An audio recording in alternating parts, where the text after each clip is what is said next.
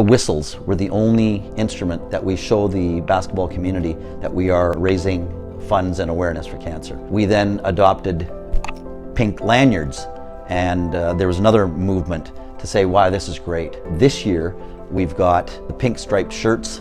It's a real attention getter. The entire basketball community, which includes coaches, all of our 600 referees in BC, players, former players, the support is unbelievable throughout the community.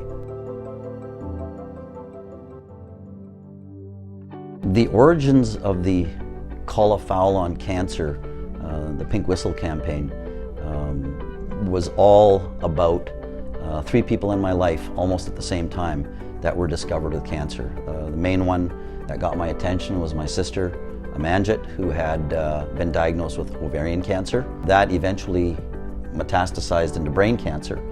At the same time, my nephew in Toronto, a 34-year-old, had been diagnosed with brain cancer, as did one of my fellow referees in Richmond.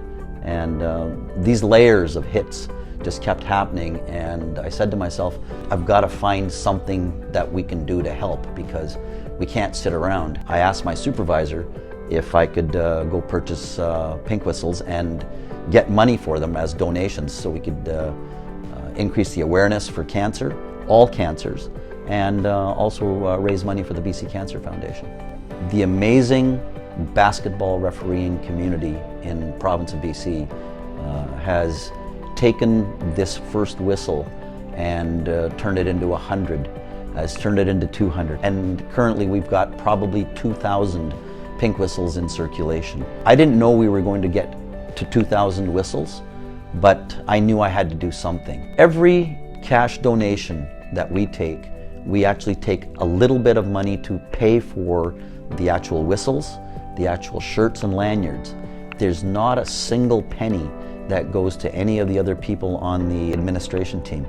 If we're going to a basketball event that night, we pay for our own gas, we pay for our own meals, we pay for our own post-game meals. Every penny goes directly to the BC Cancer Foundation. In the past, it looked like when we were raising funds at a basketball event, it would be two referees coming out just wearing pink whistles and nobody saying anything. We had a banner that said "Call a Foul on Cancer," and that was it.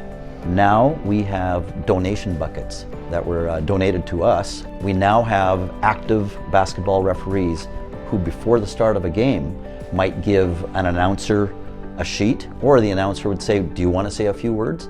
And we've got an amazing army of officials. They've got a story to tell, their own personal lives. When one person does it, that's a great start.